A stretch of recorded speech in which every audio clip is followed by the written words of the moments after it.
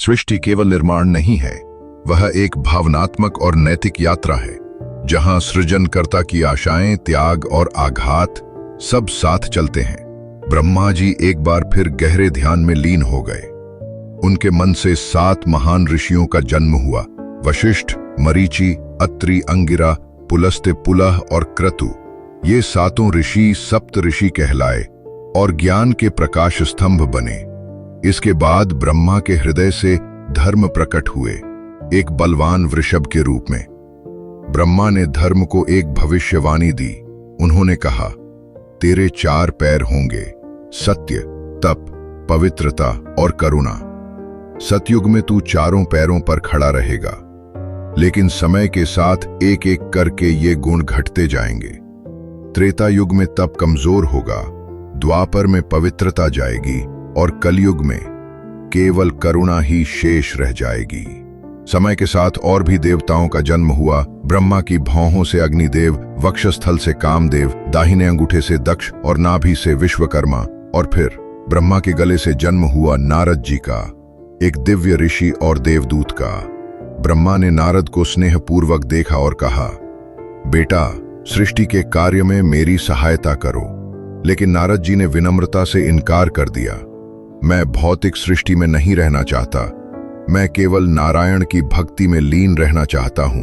ब्रह्मा का धैर्य टूट गया।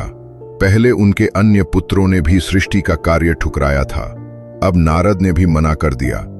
क्रोध में आकर ब्रह्मा ने नारद को शाप दे दिया, तू एक गंधर्व बनेगा, संगीत में बंधा रहेगा, उसी भौतिक संसार में जिसे तू छोड़ना चाहता है।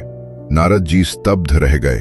उन्होंने भी प्रतिशाप दे डाला, जैसे आपने अपने क्रोध पर नियंत्रण नहीं रखा, वैसे ही एक दिन आप अपनी इच्छाओं पर भी नियंत्रण नहीं रख पाएंगे। आप किसी ऐसे के मोह में पड़ेंगे जहां नहीं पड़ना चाहिए, और उसका परिणाम आपको भुगतना होगा। संपूर्ण ब्रह्मांड थर्रा उठा। पहली बार एक पिता ने अपने पुत्र को शाप दिया और पुत्र ने पिता को। नारद क्रोधित होकर चले गए। ब्रह्मा टूट गए। उनके नेत्रों से अश्रु बहने लगे। उनके कमलासन की पंखुड़ियां मुरझा गईं।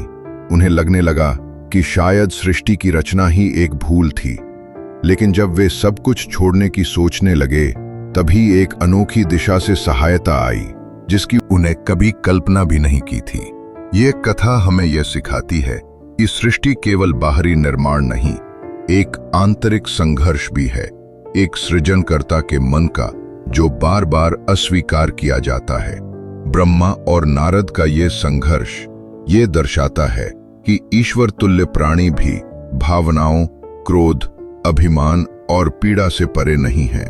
उनके श्राप इस बात के प्रतीक हैं कि जब भावनाएं नियंत्रण से बाहर हो जाएं, तो उनके परिणाम कितने गहरे हो सकते हैं। फिर भी जब सब कुछ टूटता हुआ दिखता है, तब भी कहीं न कहीं से आशा की किरण आती है, जो सृष्टि के चक्र को फिर से गतिमान कर देती है। आशा है आपको ये वीडियो पसंद आया होगा। अगर आपको ऐसी कहानियां अच्छी लगती हैं, तो कृपया वीडियो को लाइक करें और हमारे चैनल को सब्सक्राइब करना न भूलें।